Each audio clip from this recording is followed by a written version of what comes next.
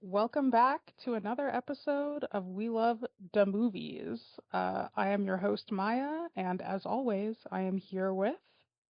Harley. And Kels. And today we're gonna definitely talk about Sweeney Todd, the Demon Barber of Fleet Street, the 2006. 7.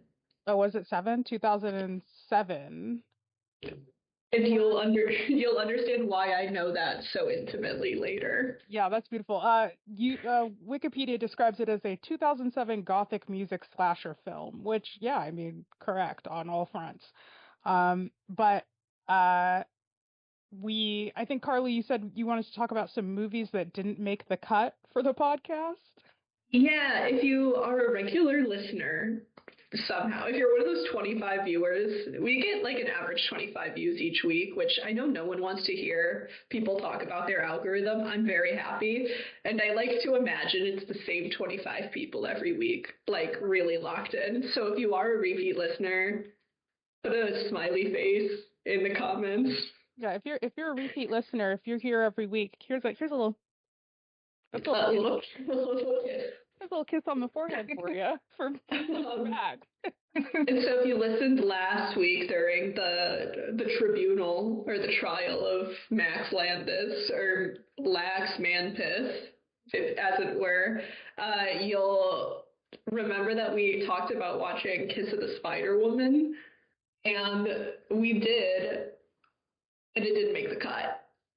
I thought it was a cool movie in retrospect, but I think at some point, like, Maya took a phone call. And so that's one of the reasons we didn't watch it, or watch it for the podcast. I did take a phone call, but also I was mostly just kind of bored by it. I thought it was a real sleepy movie. Kels, what did you think of Kiss the Spider Woman? Oh, I think it was fine for what it was. I probably wasn't paying that much attention, but also none of us really knew what was going on half the time. Excuse you? I knew exactly what was going on. Yeah, you're right. Carly was the only one paying attention. Carly was locked in so hard. I was really locked in because I had to distract myself from thinking the world was going to end that night, because we watched it the day that the U.S. did a nuclear strike on Iran. It wasn't a nuclear strike. Oh, I guess I don't know what nuclear means. In my head, okay. We did it. Oppenheimer. Okay, let me rewind. Hear me out. I got intrusive thoughts about nuclear warfare coming as a result from that regular strike. All right? Fair. Yeah, that's fair. We did a strike on Iran, and I said nuclear warfare is coming tonight, and I'm going to die watching Kiss of the Spider Woman. And so I got to make the most of it. You know, that's very fair. That's very real, because that morning, not to get too political on the podcast, but that morning I did wake up at like 3 a.m. and I like rolled over in bed, and like 9 nights out of 10 I fall asleep with the TV on with YouTube on. So I like rolled over in bed to like kind of find something else to put on to put me back to sleep, and like my YouTube homepage was like, America strikes Iran to defend Israel, and I was like, that's crazy for me to absorb information at 3 a.m. But yeah. You know, I thought if I'm gonna go out, I'm gonna go out doing what I live for, and that's getting stoned and watching a movie with my friends and snuggling with my cats. And so because of that, I was really locked in on Kiss of the Spider Woman. It's a cool movie, a little long, like quite long. Yeah. Presumptuously long. And my takeaway from this movie is it really thought it was going to be La La Land. Like, it really thought it was going to be La La Land, and it just wasn't. Like, Jennifer Lopez walked into that movie being like, this is my Emma Stone moment, my Emma Stoneman. And it just like, and, you know, I'm a La La Land fan and hater. We can be both. Like, I think it's an extremely unserious film, but I do quite love it. And it is like an accomplishment of cinema. And because the Spider-Woman wanted to be that, but none of the songs were memorable. The only thing that was memorable was the framing device. Yeah. It's like worth a watch, maybe, if you like long movies that insist upon themselves.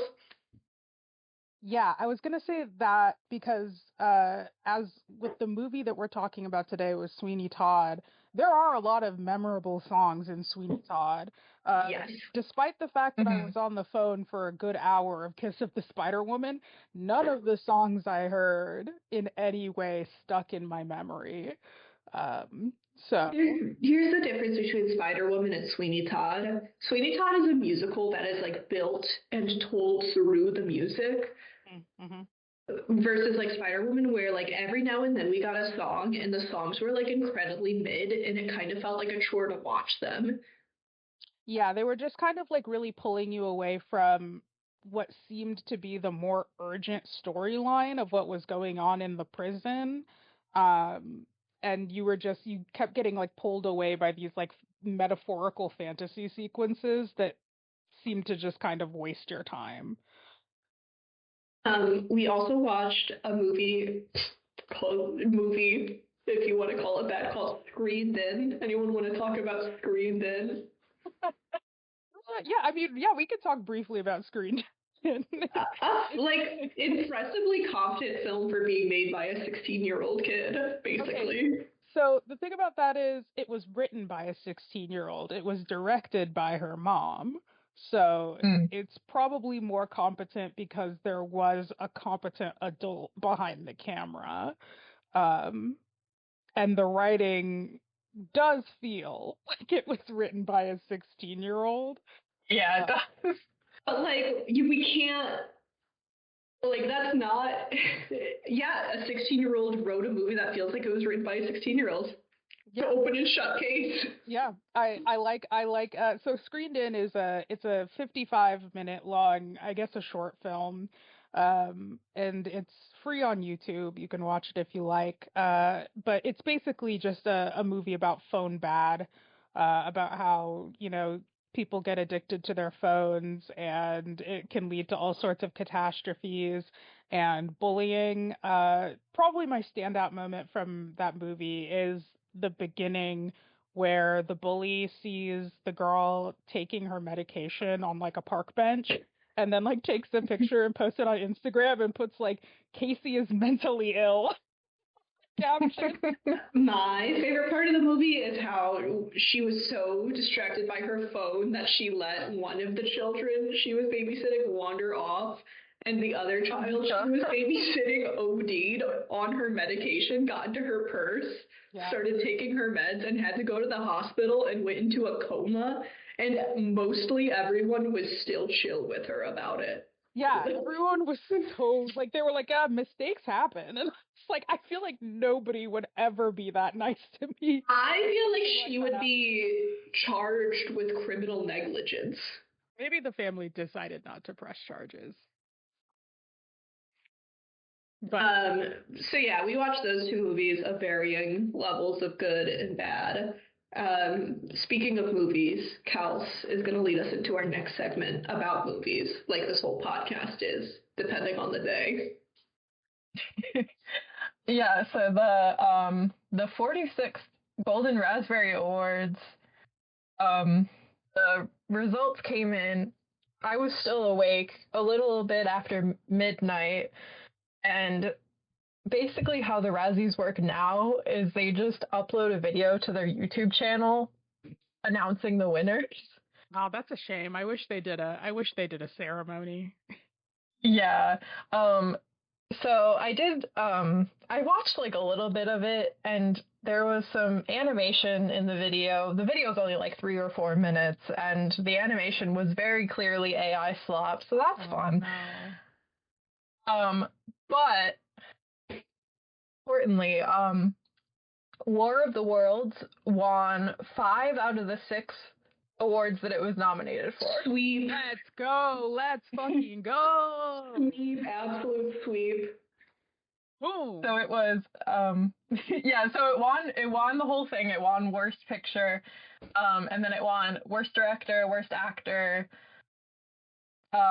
worst remake, and worst screenplay. The only one it didn't win was worst screen combo. That went to All Seven Dwarves from the Snow White live action remake. Oh, I forgot that movie existed. Don't piss me off. Yeah. I forgot that it came out last year. It feels like that movie has been right, yeah. forever. Listeners at home, I've never watched a movie that made me pissed off. Like, because we love all movies. That one, like, brings so much anger into my very core. It's the only half star I've ever given on Letterboxd. It's pretty bad.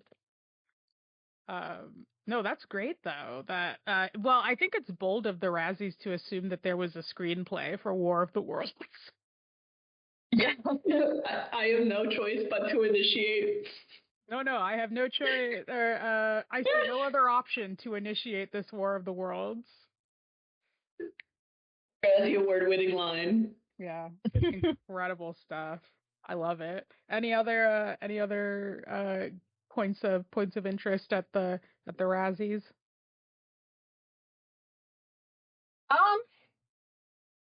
Not really, because like I feel like a lot of these other movies I haven't even heard of, so there really isn't anything of note that at least I have to say. Interesting. Let me pull it up. Let me see if I've heard of any of them.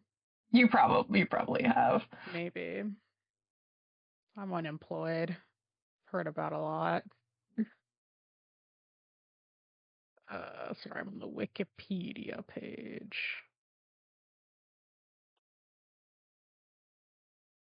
The 46th, this was. Mm-hmm. Oh, The Electric State was up. That movie's fucking shit. That movie's ass. Was that the Chris Pine FNAF sort of situation?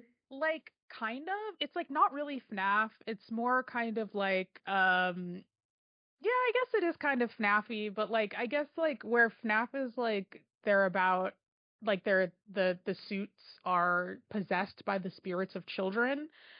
In The Electric State, it's just that like robots are sentient. Can I ask you guys a quick question? Yeah. Can you blow my whistle, baby? I just wanna feel this moment. Why did you ask that? You guys can't. Come on. Oh, because of the Josh Hutcherson video. It's like you guys don't even fucking know me. My brain had to take a walk. To get there. Let's see, what else? What other movies? Tron Ares. I didn't see it, but Is that the Jared Leto one? yeah. Hurry Up Tomorrow, I didn't see.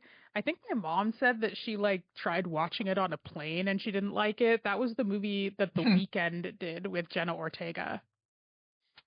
They gotta stop letting him behind the camera. Yeah. They gotta. Like, he peaked. He really, really peaked at the Super Bowl. Mm. Like, he's, good creative direction, weird around young women. It's sort of that's the dynamic. Yeah, he's got. Listen, I watched. Go ahead. I watched all 6 episodes of The Idol. I don't think I'd be able to watch anything else with him in it, frankly. That's literally so crazy, Kels. How did you do that? I think I maybe watched 45 seconds of The Idol and I was like, I cannot watch this.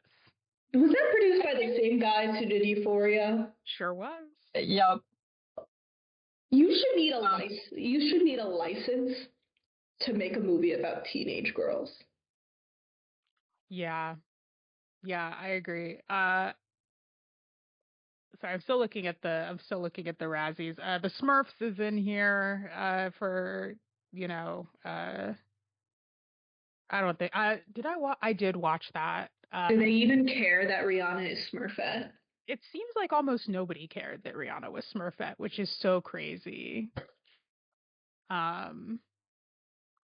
Yeah. Okay. Yeah. Most of these movies were just kind of mid-bad. I think The Electric State was really, really a slog of a movie. Real shit garbage. I feel like Hurry Up Tomorrow could maybe be a stay tuned. That could maybe be a a one day. But I'm not gonna hold anybody to that. The Electric State, absolutely not. We're never watching that. I'm never watching that movie again. Five Nights at Freddy's 2. Maybe we'll do a full Five Nights at Freddy's episode where we do both of them. I only want to watch the second one. Did we not all watch the first one together? I know, we didn't watch it. I only want to watch the second one. That's crazy. I feel like I've seen it twice and I don't know why. You watched it twice alone. I hate to tell you. I hate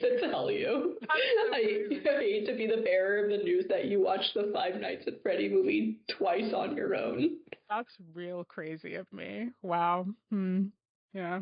Well, so yeah, that's the Razzies. And I guess that rolls us into talking about today's movie, which is 2007's Sweeney Todd, the Demon Barber of Fleet Street, directed by the one and only Tim Burton. Because of course it is. And as the comments of any YouTube video with this movie will tell you, it has a star-studded cast. It really does. Almost like that's how major motion pictures work. Yeah. But like my favorite thing when a kind of more star-heavy movie comes out is when people are like, "Oh my God, it's got Jack Sparrow and Severus Snape and frickin' Bellatrix Lestrange and Vecna." Yeah, that's how movies work. They're characters, they're make-believe, they're professionals who get work. Have y'all never heard of auteur theory? Tim Burton's an auteur. He's gonna cast repeat characters. But also, that's how movies work. They were all kind of, I mean, except for at the time, Jamie Campbell Bower was not necessarily as seasoned of an actor as he is now, but like all of the adult actors in that movie or in Sweeney Todd were all kind of like trading in the same circles, like at that time. Mm-hmm. Like Harry Potter is like, you know, Tim Burton adjacent enough, and like, you know, kind of all like in like the dark fantasy umbrella a lot of the actors were. All four of those leads are in the Harry Potter universe now. Unfortunately, I know a lot about Harry Potter. I'm a recovering Harry Potter head. Recovering? That's really brave of you to admit. Recovering? And if my camera were on, you would have me put up a little finger as if to say, wait. I'm a recovering Harry Potter head, and what you'll learn when you're in this you know side of the internet is Johnny Depp didn't really enter the universe until Magical Beast and Where to Find Them. So he's sort of like he came later. Grindelwald. Satellite, kind of retroactive. Yeah, I was thinking that because as I was watching the movie, I was like, I feel like Johnny Depp was in Harry Potter somewhere, but I don't care enough to look up. So thank you for supplying that information. You're welcome. Yeah. So, Sweeney Todd was originally set to be directed by Sam Mendes, Oscar-winning director. What? Sam Mendes. Yeah. Mm-hmm. Wow. Yeah. Sam Mendes famously won an Oscar for American Beauty, which is a movie that I like, ? It's been probably about 10 years since I've seen it, and I think probably now, knowing what we know about Kevin Spacey, it probably doesn't feel as good to watch American Beauty anymore. Can I say something crazy? Yeah. I want to know what it would be like if David Lynch directed American Beauty. If he directed American Beauty? Yeah, I just sort of feel like that would be good. Well, then watch Blue Velvet. Yeah, but I want to watch David Lynch's American Beauty. You should watch Blue Velvet. I mean, I watched parts of Blue Velvet maybe in film school. you can't watch parts of Blue Velvet. I also The watched whole thing. I also watched parts of Mulholland Drive. You can't watch parts of Mulholland Drive. Tell my professors who didn't have time to show us the whole films, and so they're like, and here's the scary scene with the dumpster. You get it. That's so crazy. Maybe that's crazy to me specifically because I'm sure that I've dropped this lore before, not on the podcast, but just kind of in passing, that I did take a class specifically in David Lynch films. So that explains my my strong insistence that you must watch them in full. Yeah, next week we're watching 30 to 40 seconds of Eraserhead for the podcast. Yeah, we're just watching the Lady in the Radiator segment from Eraserhead. We're gonna do a whole podcast up on that. Again, part of my lore. That scene from Eraserhead is actually sampled in an AJR song. Oh my god. We're big AJR heads, kind of. We're not. I'm not. You guys. I want you guys to be really honest with yourselves. When I throw AJR on, I know there's a part deep within your core that's like, fuck, yeah. Yeah, it's the same part in my core that moderately wishes I could go back to abusing alcohol. Like, yeah, that was fun, but it's like, and that's why I said kinda. Yeah, those parts of my psyche are intertwined. Sorry guys, I've been falling asleep to Northern Lion compilations, which means my speech is inherently broken. That's to my core. To my core, I can't talk normal. Don't ask me to talk normal again. I've never been able to talk normal, so that's you're in good company there. Anyway, Sam Mendes was gonna direct Sweeney Todd, then what? What happened? Sam Mendes was supposed to direct Sweeney Todd. He stepped away. I'll be honest, I do think that was a good choice. I think that, and maybe I feel a type of way about Tim Burton as a person. I think his output, his oeuvre, is pretty singular. And I think that Sweeney Todd is emblematic of everything that Tim Burton stands for. And I can't imagine anybody else having directed this movie. Yeah, it's a Tim Burton movie through and through. Was it his first R-rated movie? Good question. That is a good question. If I had to guess, I would say yes, but I don't know off the top. Yeah, give me just a second. So Sweeney Todd is obviously based on the long-running musicale, classic musicale, and what we learned about this musicale from watching some videos is it's actually kind of a funny musical. Like the Broadway production, the original source material, is really kind of funny. And knowing Tim Burton as kind of like a comedic, quirky horror guy, I'm honestly surprised that the movie adaptation was not as funny. I'm surprised that Tim Burton, of all people, took out humor of an already kind of dark, funny source material. Yeah.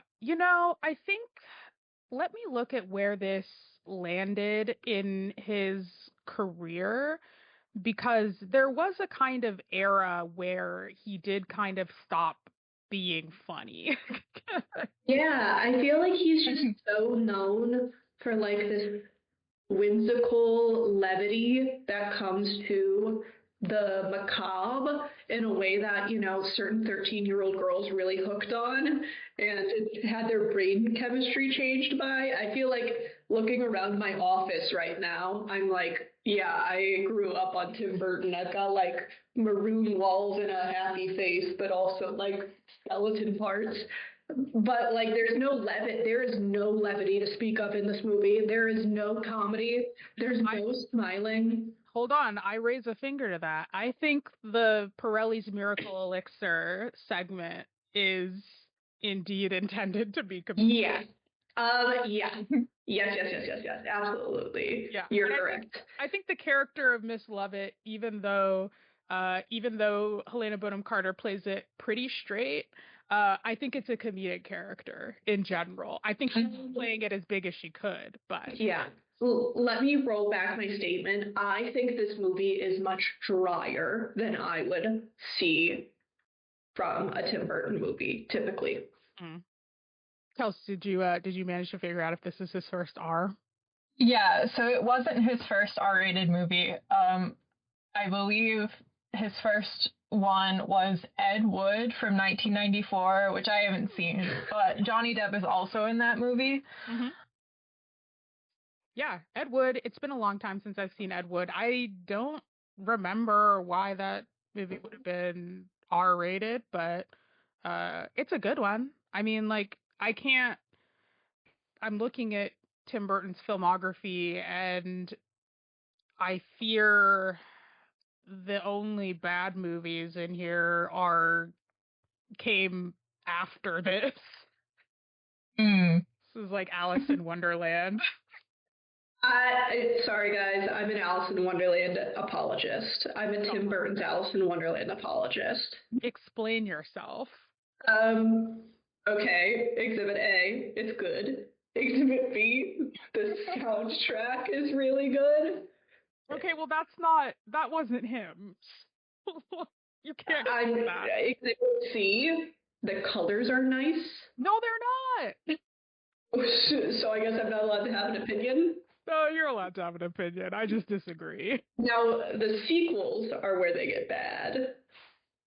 There's a really good Avril Lavigne song on the soundtrack to the first one. Oh, yeah. Yeah, that's a good one. Where do you lie on the Futterwhackin'? You fuck with Futterwhackin'? I'm not familiar with Futterwhackin'. What do you mean oh, okay, so the Alice in Wonderland head in chat isn't familiar with the Futterwhackin'? It's kind of feeling like you're not giving Frabjous Day or whatever. Like, you're not giving Kalu Kalay Frabjous Day right now. It should be noted that I have not seen Alice in Wonderland since I was like 11. So like a year after it came out. 11-year-old Carly really locked in on Tim Burton, and I think my memories have appreciated in value, and I'm not looking to sink my investments into that positive memory. That's so crazy. I'm not trying to get a rug pull on my positive memories of Alice in Wonderland. The Futterwhackin' is the dance that he does. Oh, of course. Yeah. Of course. Everybody remembers the Futterwhackin'. Everyone. I was testing you, actually. Do you guys have a favorite Tim Burton movie? I think mine might be Sweeney Todd. You know, I like Edward Scissorhands. I own Edward Scissorhands on Blu-ray. I think it's a pretty good movie. I like looking at it. The story's kind of thin, but it is what it is. I have only seen Big Fish once. I saw it in film school, but I remember liking Big Fish quite a lot. And I had a real long moment, and this might be a controversial one, for his Charlie and the Chocolate Factory. You know what? I always took an appreciation for how much more similar that one was to the novel. Yeah. Yeah. People try to fight me on that. Like, as a kid, I was getting in fights about it. And I was like, it's like you guys haven't even read. What about you, Kels? I was just gonna say I did watch Charlie and the Chocolate Factory, I think all the way through for the first time not that long ago, like maybe like 6 months ago or so. I wouldn't say it's like I haven't, like, looking at all of his movies, I don't think I've really seen like a decent amount of them. I've seen Beetlejuice, I've seen Charlie and the Chocolate Factory. I haven't seen Bride for Alice in Wonderland, at least all the way through. So yeah, I don't know. Sorry, what? No, continue. Oh, it's okay. I mean, having watched Sweeney Todd now, I think this is probably like in the running to be my favorite, but I really haven't seen any of more of his like iconic movies, I guess. So Nightmare Before Christmas. Well, that's a Henry Selick movie. Yeah, that's technically not Tim Burton. Well, what you need to learn about me is I don't know shit about Dick. Yeah, that is. I mean, like, I think Nightmare Before Christmas is fine. I think, like, visually, it's more interesting than it is, like, story-wise. I think the music is probably what pulls it through. Pee-wee's Big Adventure is a really good movie. I think, like, that's just generally a really well-regarded. I guess he did direct that one. Yeah, he also did Beetlejuice. That's an iconic one. I don't fuck with Beetlejuice that hard. You know, during Halloween, if it's on the TV, I'll have a passing glance towards it. But you know, I was thinking like Corpse Bride is another really kind of grim and dry film, and that was 2005. This was 2007. So I think you're right. I think he was just in his grim era. Yeah, grim dark Tim Burton era. Yeah, I think Corpse Bride is fine. I think it's free on YouTube right now as of this recording, so we only watch movies that are free on YouTube. Not true at all. We literally watched Sweeney Todd. Sweeney Todd was free on YouTube. It was, but the sound was all fucked up, if you recall. I don't. Was that Sweeney Todd or was that? Oh no, it was In Time, the movie we're watching for next time. Yeah. Spoiler alert.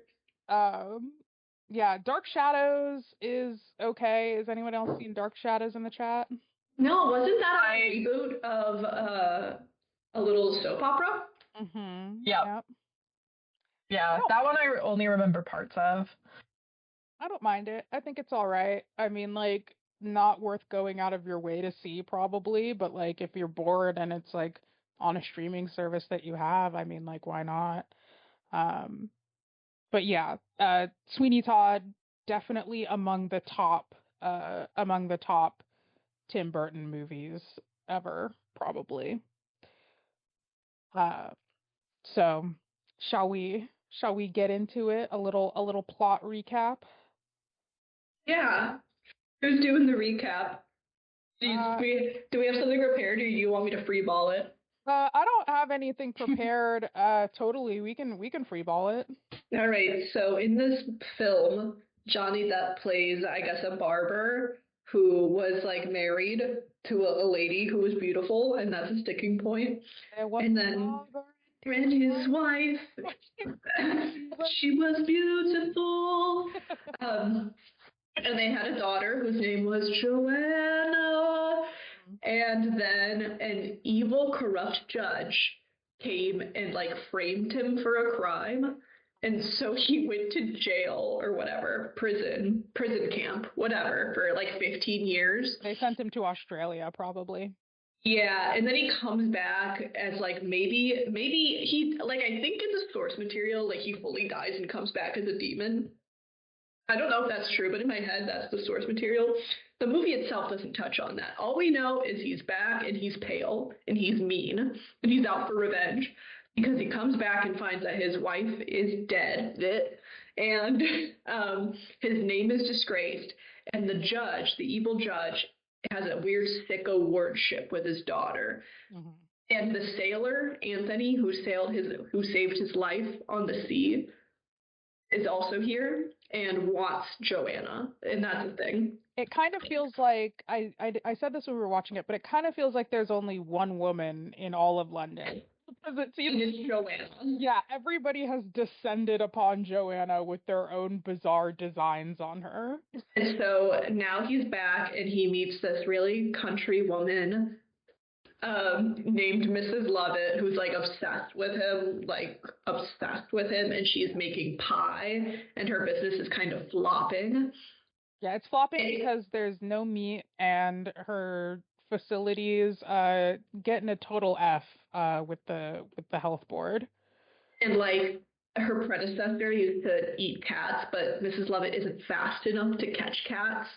It's not her predecessor, it's her competition. Her competition. The other lady down the street. Her competition's making cats, but Mrs. Lovett can't catch the cats.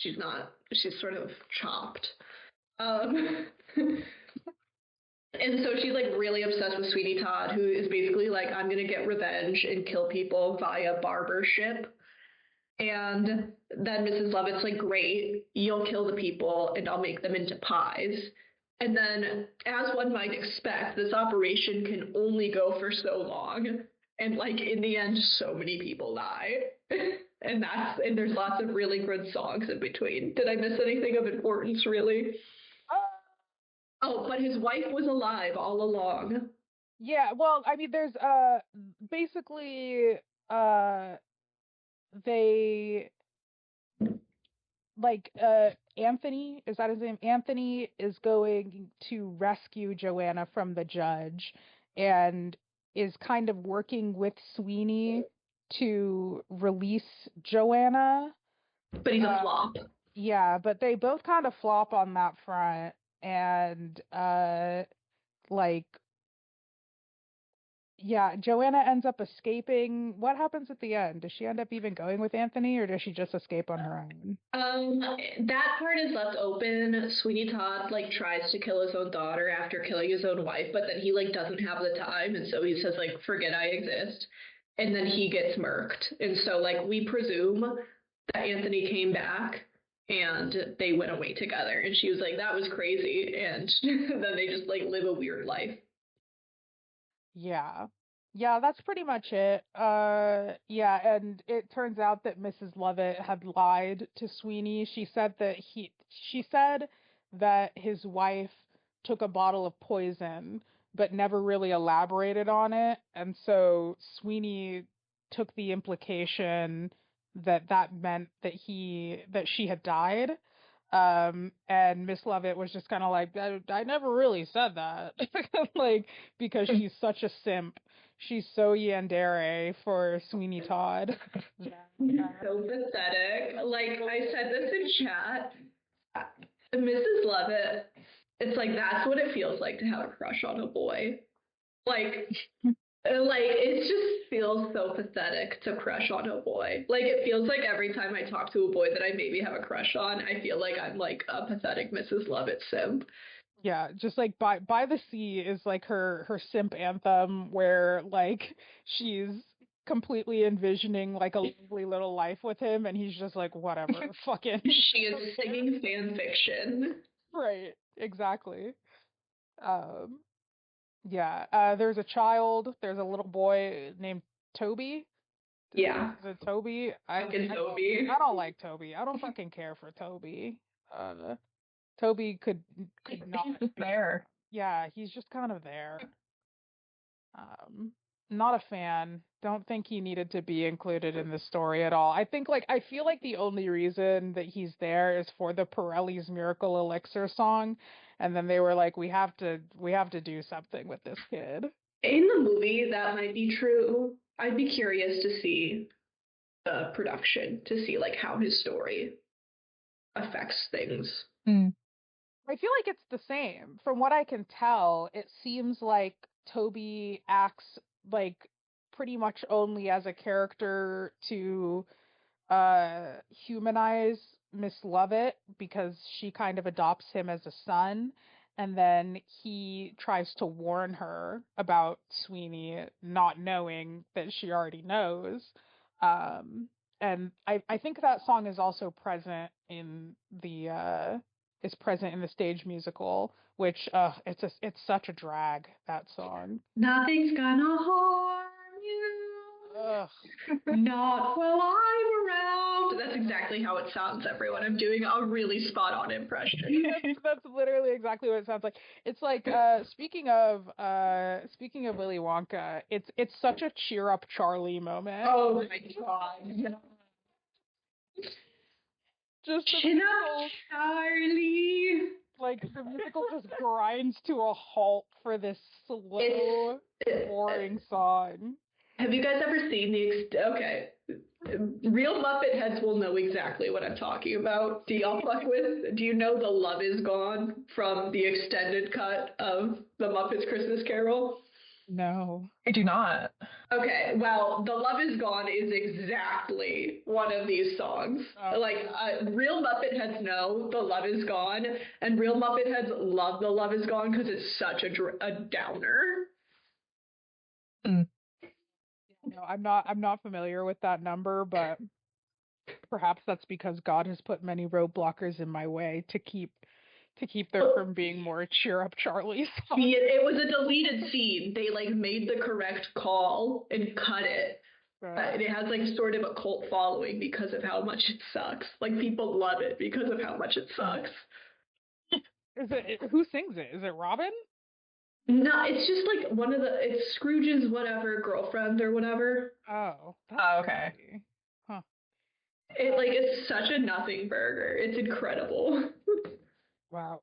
Speaking of, though, I do think that Sweeney Todd has pretty good pacing. I think the movie doesn't really drag.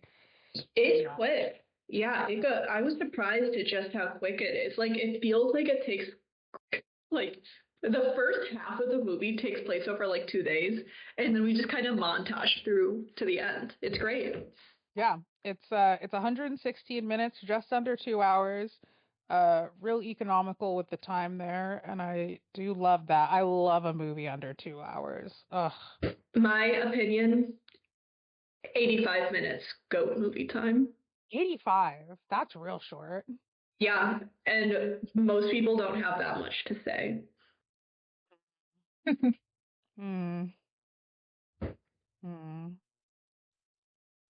feel like my perfect movie's around 90 minutes. So, I mean, I feel like, yeah, once you get over 2 hours, you really better be saying something.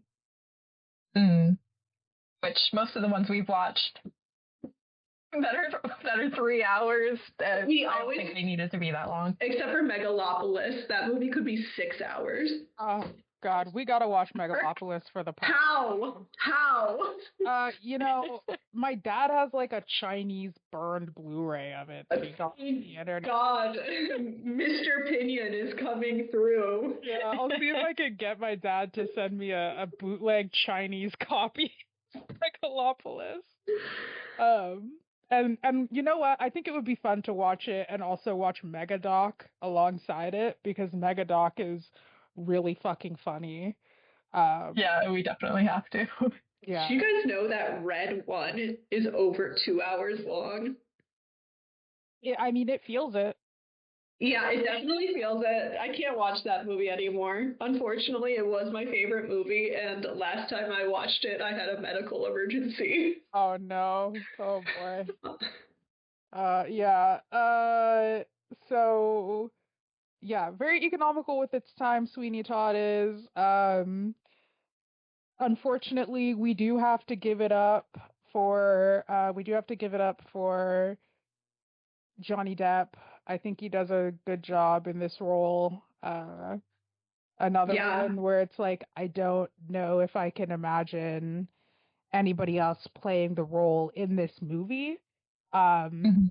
I will say, because last night we did watch again the Tiny Desk of the 2025 stage production. 2023. Oh, 2023. Yeah, 2023 stage production of Sweeney Todd. And Josh Groban has a great voice for it. I don't know if he has the physicality for it. He's a different Todd is the thing. Yeah, very much. It's a lot more comedic the way that they play it. Yeah.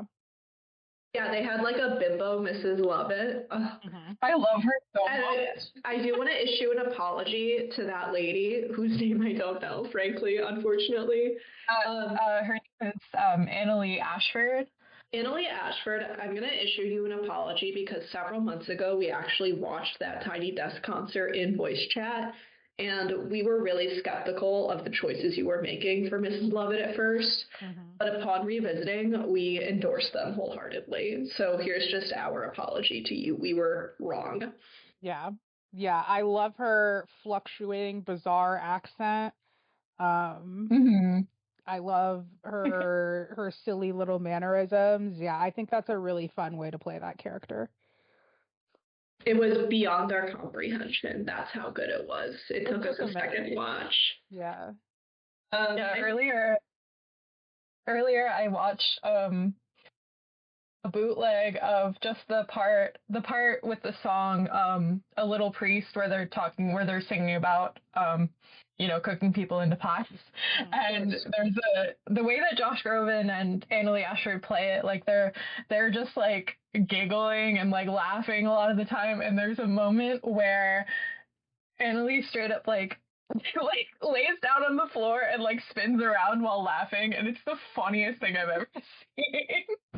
So yeah, that kind of silliness never makes it over to the movie, really. But yeah, it seems like they play it really comedically, and it seems like they have really good chemistry in that role, or in those roles, and in that dynamic. Yeah, because I'm gauging from the musical that at some point, like, Sweeney Todd does have some sort of like congeniality towards Mrs. Lovett. Like, doesn't love her, is kind of just like along for the ride, but like at least enjoys her company. In this movie, he does not really give a fuck about her in the slightest.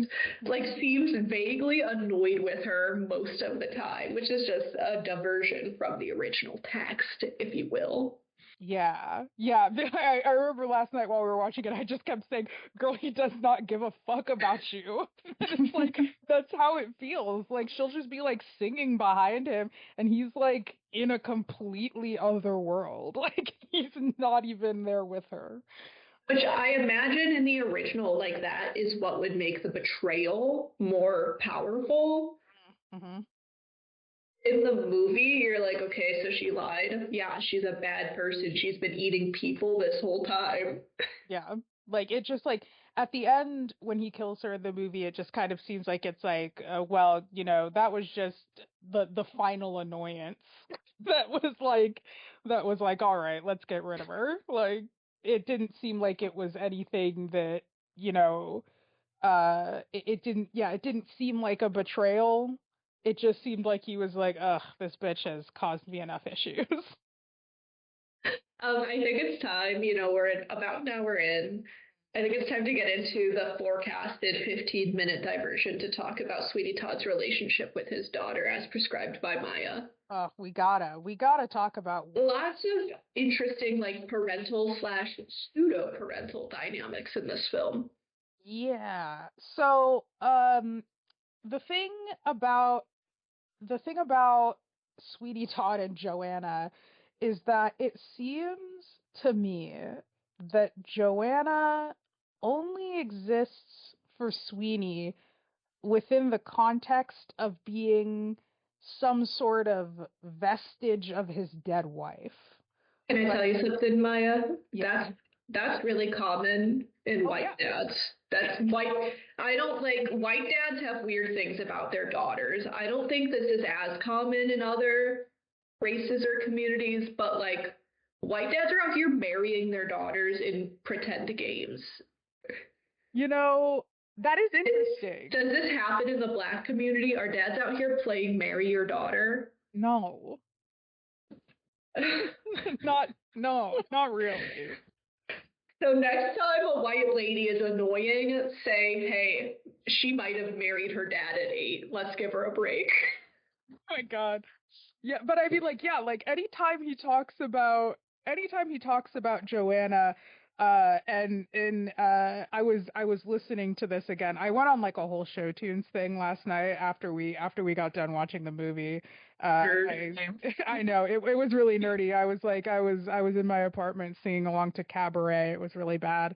But I was listening to the Joanna Quartet again, and I believe there's a line, would you be beautiful and pale with yellow hair like hers?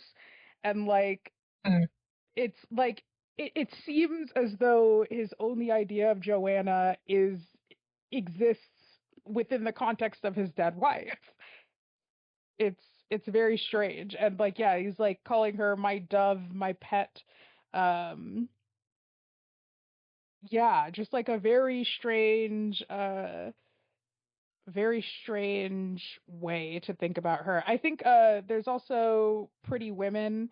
Uh that song I think maybe is up to a little bit more interpretation because it could be construed as uh Sweeney singing about his wife, where Turpin is singing about Joanna.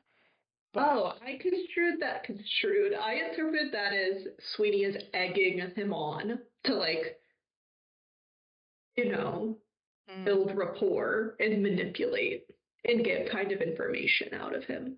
Interesting. Yeah, I mean that's a way you could interpret it. Sure. Or like taunt him because when he was singing it, he was planning on killing him. Mm-hmm. Mm. Yeah. I mean, I think that's the beauty of the movies, baby. You can you can interpret it. That's London for you. You know that is London for you.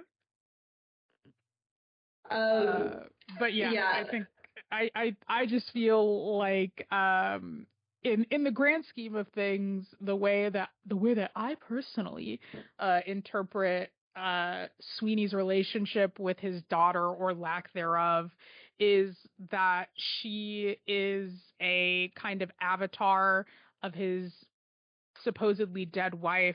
And even like towards the end of the Joanna quartet, he kind of admits like, yeah, I'm thinking of you less and less, and me doing this is all just kind of more of an excuse to do murders. It makes sense if you remember that he only knew Joanna for like 5 minutes. I mean, yeah, she was a baby. He like barely knew her. Like her whole significance, realistically and contextually, is of the life that he was taken from. Yes. Yeah.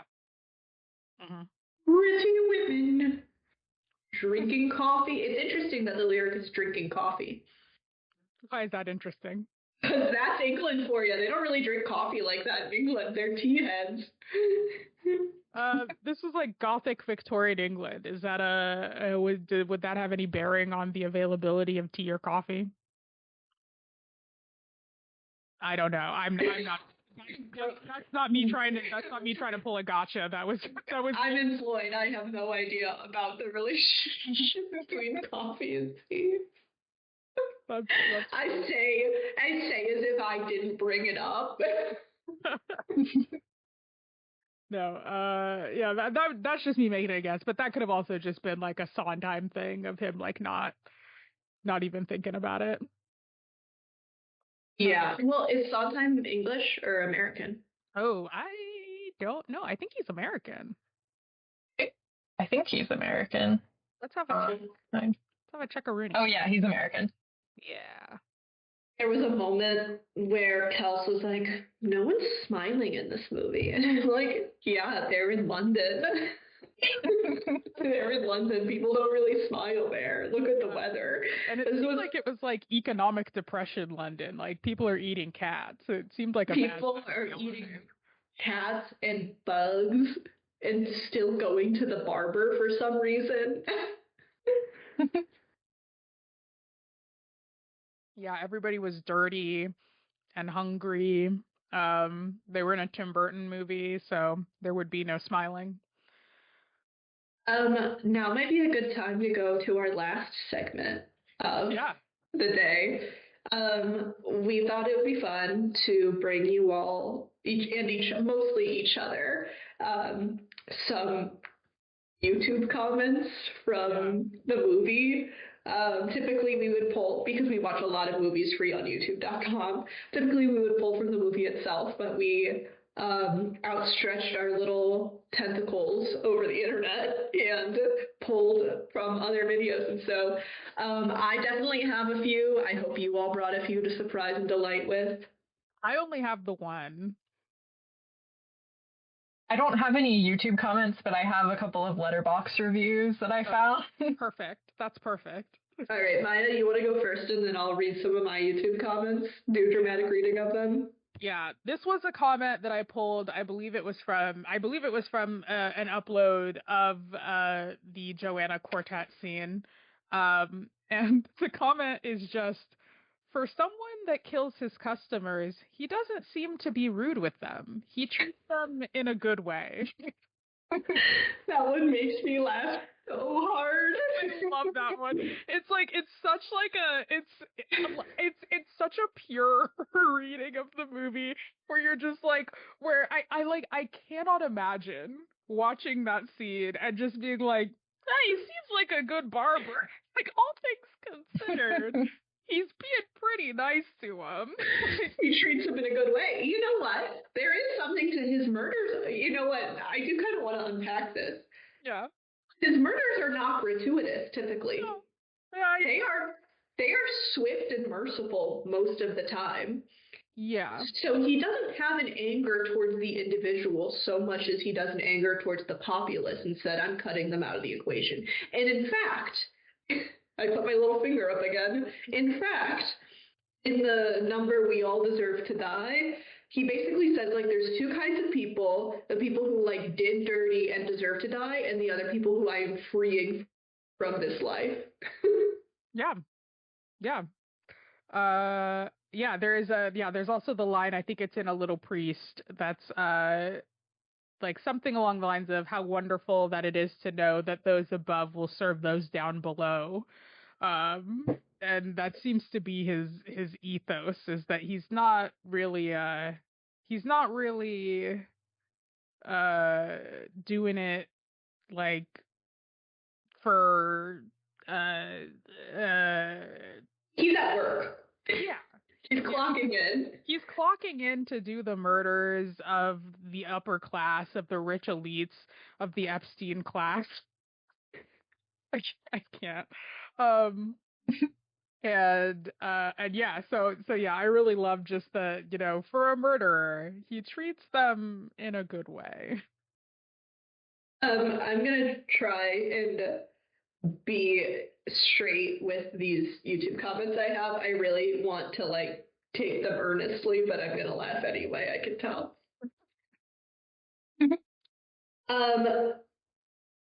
I think this is also from like a scene between Alan Rickman and Johnny Depp. Mhm.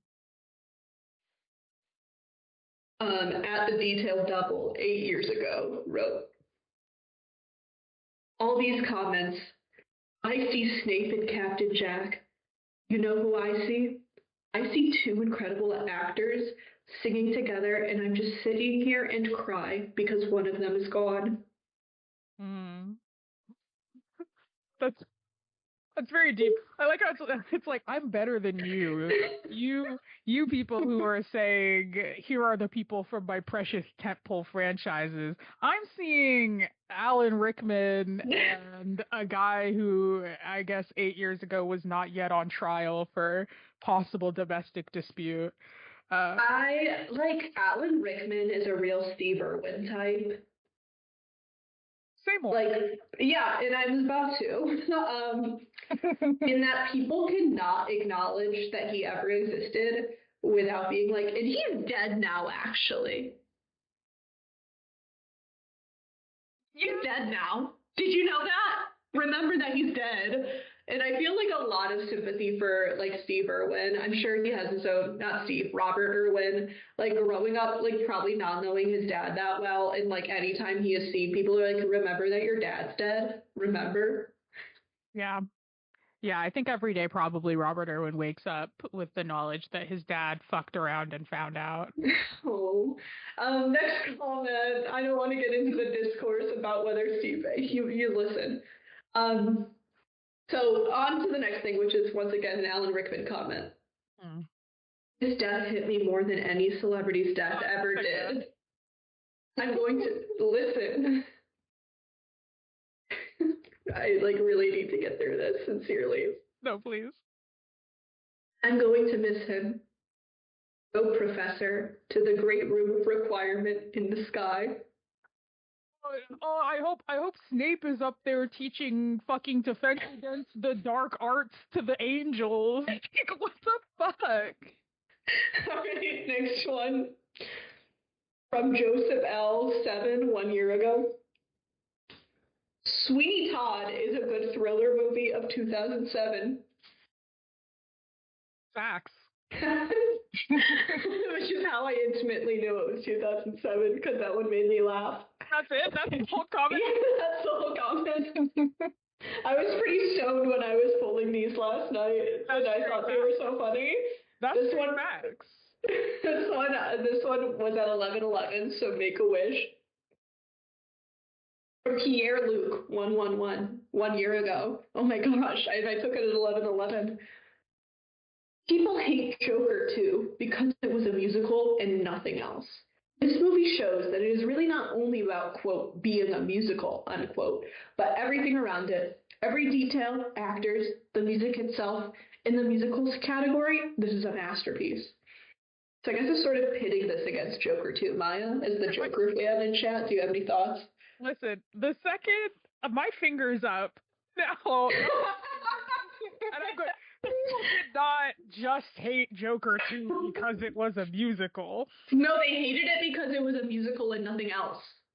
Oh, that's not true either. Joker 2 is just a bad movie. It's just criminally bad movie. I mean, the music, like, if you really, not to be crazy, but many people say that the best parts of Joker 2 are actually the musical part. And then it's the other stuff that sucks dick. And I agree. Kind of like a reverse Spider-Woman. I mean, yeah, kind of, yes. Because the rest of it is just, like, very dry courtroom drama and, like, you know, bad Lady Gaga acting. Sorry, Queen. Sorry, Queen Stephanie Germanotta, but she didn't pop off for that one. All right, I've got 3 more. They're all good. The way I used to watch a fan animation of Warrior Cats with this song, and I never knew it was from the movie. What song was that under? I wish I remember. Oh. It was one of the, like, main ones, though. Wow. Decide to talk about Warrior Cats real quick? Did you guys fuck with Warrior Cats? I didn't. No. Actually. I did. But I seem like someone who did. Right, I was gonna say, Carly, I feel like I'm Warrior Cats passing.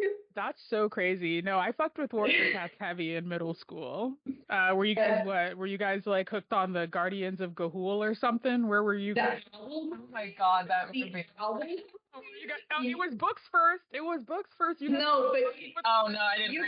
You guys know I love the Owl City song from Guardians of Ga'Hoole. Listen, it's that was one of my favorite songs growing up. So yeah, I do like that song. You want to guess? Finest film. You want to guess what my series of choice was as a tween? Harry Potter. No, that came later in my life, actually. Oh, you shouldn't have. Don't admit that. There was a time in my life where I really did not like reading, so I was late to the game with a lot of fiction. Okay, valid.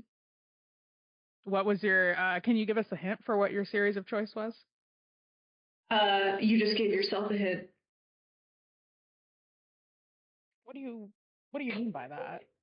What do you think? Kels, do you have a guess? Oh. What did you do? Like a Pendragon cycle? I was a series of unfortunate events kid myself. Oh, that makes sense. That makes sense for an orphan like me. Oh my god. Okay, that's not what I meant. All right, I got 2 more. Okay. This is from Pirelli's Miracle Elixir. From Narmail 1 year ago. So, when he starts banging on the drum, if you take away the music track, how's that going to draw a crowd? Bonk, bonk, bonk, bonk. More likely to have his drumstick taken away and chucked. Got him. Guys coming up with like, this isn't realistic. This would never happen. And then I don't know why this one's my favorite. It literally sends me. It's making me laugh so hard already. I'm bracing myself.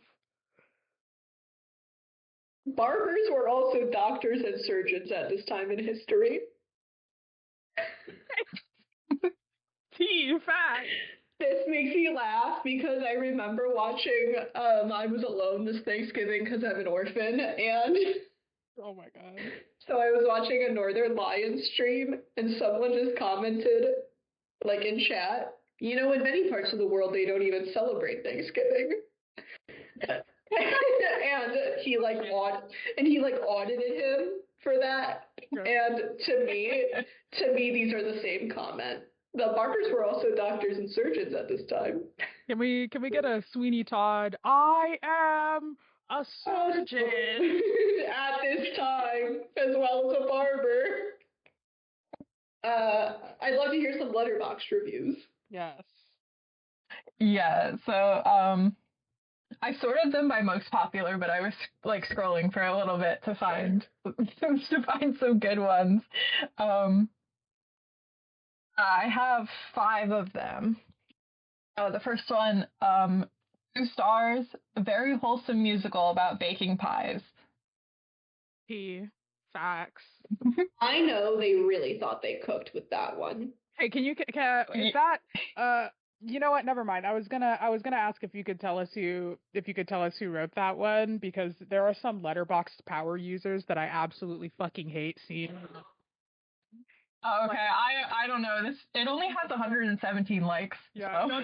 Don't tell me. Don't dox them. Don't dox That's them. okay. There are some Letterboxd users that I just absolutely fucking hate seeing their little snarky reviews in the. I know there is not a drop of sincerity in that review. It's like, why'd you even watch, pal? No. All right, next one. 5 stars, 176 likes. Adolfo Pirelli is a homosexual man.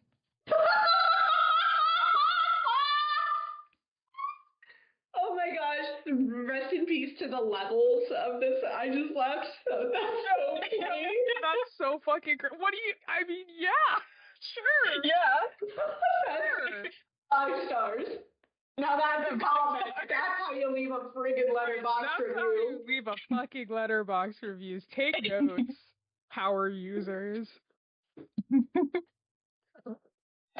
Next one, 5 stars, 342 likes.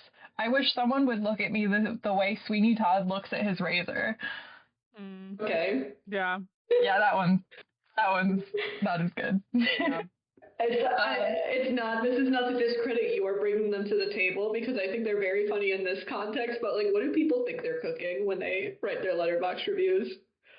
You know, that's how I used to use Letterboxd, like when I first started, and it is still how I occasionally use Letterboxd. So I think it's fair when people do a snark, but again, I do have like a personal vendetta, and I'm not the only one. I know I'm not the only one who has a personal vendetta against like a small group of people who are like always in the top 10, who are like always leaving like these little like, 1-star snark ass reviews.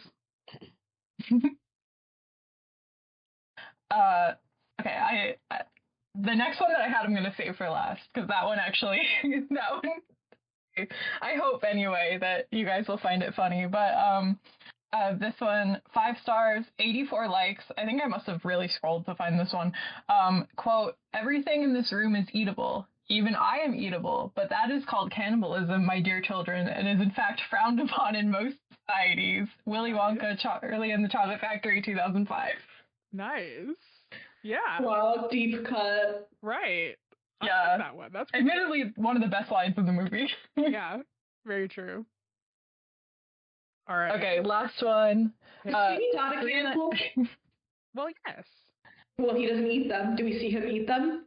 Yeah, I guess we don't ever see him eat one except for the one at the beginning before he was making, before they were, making him with people. So who can say? All right, next question. This one's 3.5 stars, 930 likes. The Demon Barber of Yeet Street. You know, I was thinking of that while we were watching it. I was like, I'm not gonna say it. Like, I almost got banned for doing 6-7 anyway. So. Oh yeah. It's like I would have allowed Yeet Street. It's fine. I am feeling so judgmental over these Letterboxd reviews, as if my Letterboxd reviews were even like substantial in any way. Oh, my Letterboxd reviews are all like partially psychotic. I don't even write Letterboxd reviews. So. You know, and that's for the best. don't get into the writing Letterboxd reviews game.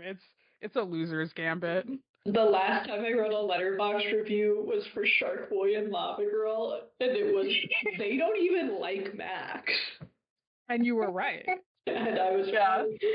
I think my last review for that movie is something along the lines of release the Planet Drool flight logs. Yeah.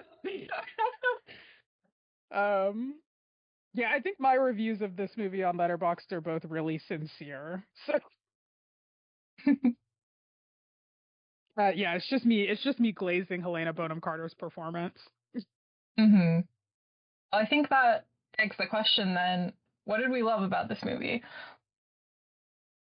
Oh, just about everything, honestly. There wasn't a damn thing I disliked. Yeah. Except for the Toby song. Oh, fucking Toby. Nothing's gonna harm you. And like the way I do need to talk about the way his head was crushed. Absolutely crushed on Helena Bonham Carter's bazongas. You know, in that moment, we all wished we were Toby. I think this was at the time also when Helena Bonham Carter and Tim Burton were together. And living in separate houses. They were together? I don't think they were ever like legally married, but but they were like dating. Yeah, they were like common law or some shit. And they were living in separate houses, which again is my dream arrangement. Yeah, that is a nice arrangement. Yeah. I mean, there's not much to dislike about this movie. The effects, awesome. The songs, awesome. The acting, awesome. The story, great. Yeah. I mean, I will say, and I don't think that this is like a shortcoming of the movie specifically. I think it's just a shortcoming of the narrative in general, but it does kind of like draw to a close pretty quickly. Like the pacing of the story itself is a little weird. Like I think it all like comes together in a good time frame, but like it takes quite a while for them to get to the point of let's kill people and turn them into pies, which feels like the selling point. And then like from there to the end, it feels like it wraps up really quickly, and especially from the realization of realizing that his wife is alive and that he's killed his wife to killing himself, like that all. He didn't kill himself. Yeah, Toby killed him. Oh, it was Toby? Fucking Toby killed that guy. Because he saw Mrs. Lovett get thrown into the fire, and so he killed that guy. Oh, yeah, he does. He allows him to. Yeah, I mean, it is what it is. I thought, I kind of think Toby got the sneak on him. Yeah, no, that's fair. Maybe I had maybe tuned out by that point because that's when the song stopped being good. Toby came on screen and he blacked out. I blacked out into a rage of having to see Toby again. So yeah, like it seems like the pacing a little bit of the story is like a little bit lopsided, but it's forgivable for me because it's not that long of a movie. I'm kind of charmed by how fast the ending comes. I feel like there's something to it. Like that's fair. There's like, their plan was so unsustainable that like, of course, it just got wrapped up real quickly. Yeah, that's fair. Hmm. But yeah, do we have any closing thoughts about Tim Burton's Sweeney Todd, the Demon Barber of Fleet Street, 2 Electric Boogaloo? I was gonna ask you guys what your favorite song is. Ooh. An interesting question. It's gotta be for me between the Joanna Quartet and Pretty Women. I think those are my 2 favorite. I like Pretty Women is really good. I really like Pretty Women. And it's real short too, which is fine. I like By the Sea and I like A Little Priest. I just think A Little Priest is like really long. Yeah, it kind of is. In case you're wondering, Epiphany is the name of the song that the Warrior Cats comment was on. I just had an epiphany of my own as I remembered. That's beautiful. Yeah, that's one of the songs that I don't particularly care for. It's like one of the back half songs, right? Yeah. Yeah. I wasn't that familiar with the musical going into the movie at all. It was just never one that I really listened to or even knew that much about. So I went back and rewatched a few of the songs after we wrapped up for the night. But I think the one that just it's been stuck in my head all day. I really do like By the Sea. It's a good one. It's a good one. It's a real good one. I have a certain fondness for Pretty Women, and I also really like No Place Like London. That's London for ya, That's London for ya. I fell a little bit. There's a big black room that's filled with shit, and the vermin of the world inhabit it, and it's goes by the name of London. Yeah, that's the one where Sweeney Todd's spitting bars. Yeah, spitting bars. Do not make me rap 98% of Sunrise by Childish Gambino online right now. Bitches will log in and say anything about their favorite musicals. Sweeney Todd was spitting bars. Like, what do you mean? It's me again. I'm still around. I guess I win. You hear me in your sister's room like all the time. Gambino girl forever on that bracelet that she bought online to dudes who couldn't take it. Might I say hasta luego, because I'm taking on your city like I'm Carmen Sandiego. I am smoking. I am fire. I am blazing. Don't get hurt. So my what's this is a concert. To my black girls, this is church. All right.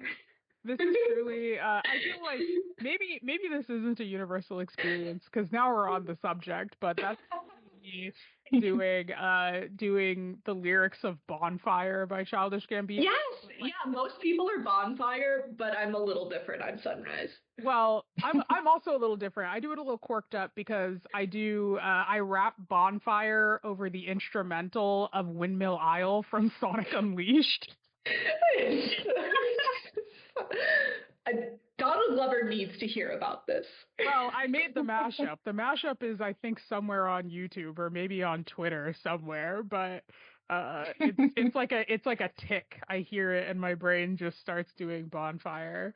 From the NYU dorm to the Emirates, everyone hated me. I'm more hip hop than I'll ever be. We can't do this. I'm busting. Nothing is the same again. He's looking dumb as hell. We can't. Is he sleeping on it? All right. You're both not around. I'm too busy sleeping on it. Should we go ahead and just give up the ghost on what movie we're doing next? We already said it earlier because I let the cat out of the bag. Oh yeah. Well, look out for the next episode. We're doing the iconic Justin Timberlake, Amanda Seyfried film In Time. And we've got some great YouTube comments for that one because, oh God, the big brains come out. The big brains come out for In Time. I can't wait to slip into r/I'm 14 and this is deep for this one. It's going to be so good. It's going to be really good. Am I the asshole for robbing my girlfriend's dad of all the money he has in a safe? For all the time he has in a safe? We can't. How many weeks is it gonna cost us to? I only know that scene because I've been seeing it on YouTube Shorts a lot lately. That's so crazy. Have you seen the full movie? Yeah, surely. Okay. Or like parts of it that make up a whole, like when my uncle was flipping between channels on HBO and Showtime. You've watched all of it on YouTube Shorts. Yeah, I've watched all of it in a combination of YouTube Shorts and my uncle flipping channels a lot when it was on. The man lived in a world where where time was money. And maybe we even had it on DVD at some point, and we got it from Sam's Club. But that can't be said one way or another. That's beautiful. Wow. Well, yeah. Look forward to our next episode. Please look forward to the In Time episode. Thanks for listening. Do all the prerequisite bullshit, like, comment, share, subscribe, whatever. And Enjoy. to my dudes who couldn't take it, might I say hasta luego, because I'm taking on your city like I'm Carmen Sandiego. I'm smoking, I'm on fire, I am blazing, don't get hurt. Oh, wait, I already sang that verse. I've seen it all like I'm John Mayer's penis hole. No, okay. What? We're done. It's over. I'm stopping the recording. Go any further. Sorry guys, the Pivo hit.